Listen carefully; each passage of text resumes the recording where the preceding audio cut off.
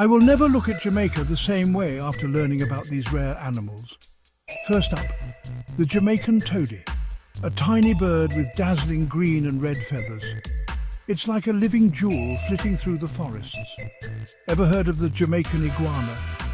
Thought to be extinct, this large lizard has made a remarkable comeback thanks to dedicated conservation efforts.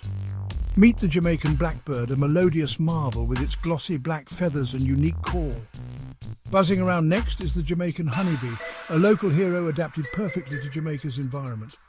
Don't miss the Jamaican Skink, a small yet fascinating lizard part of the island's rich reptilian diversity. Dive into the reefs to find the Jamaican Bignose Unicornfish. Yes, it's as magical as it sounds. And finally, the Jamaican Ground Lizard, thriving in the lush ecosystems of this beautiful island. These unique creatures are the heartbeat of Jamaica's extraordinary biodiversity. Isn't nature just awe-inspiring?